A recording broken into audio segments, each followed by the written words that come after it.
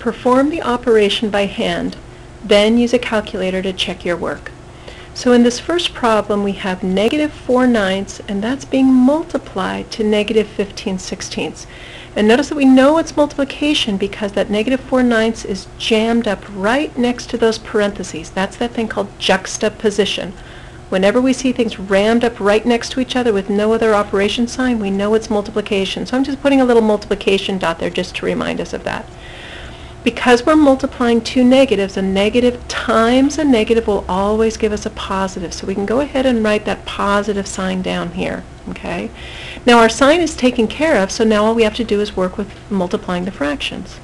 So we'll have 4/9 times 15/16. Remember, we already took care of the sign, so now it's just working with the fractions.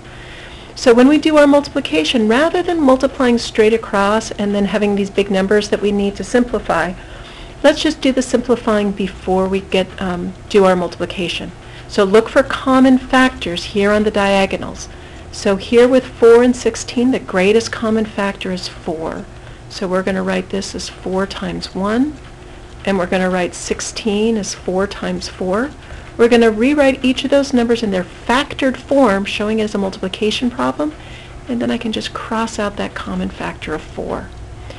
With the 9 and the 15, the common factor is 3, so here we can do 3 times 3, and for 15 we can do 3 times 5, and again that's going to allow us to see that common factor of 3 that we're just going to cancel out.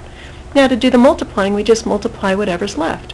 1 times 5 gives me 5 for my new numerator, and in my denominator 3 times 4 is 12. So my final answer is positive 5/12, which typically we would just write as 5/12 for our final answer. Now in our second problem, want to be careful, we're changing our operation here. Now we're going to be dealing with dividing. We have a positive 5/6 divided by a negative 10/9.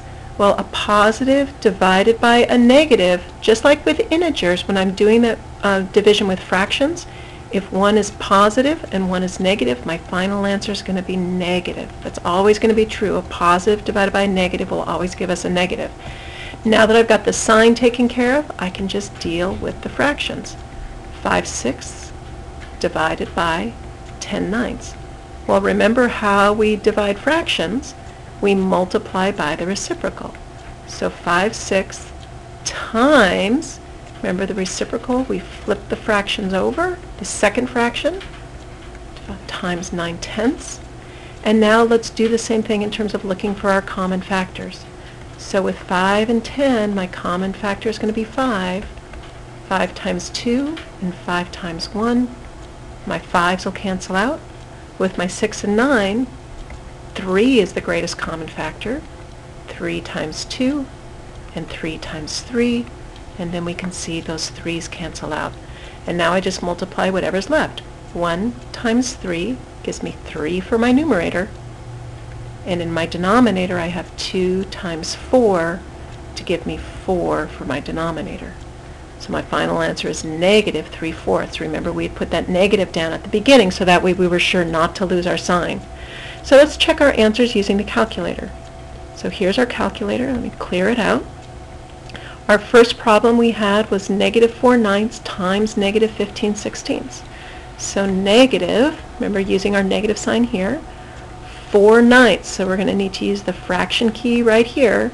4, fraction key 9.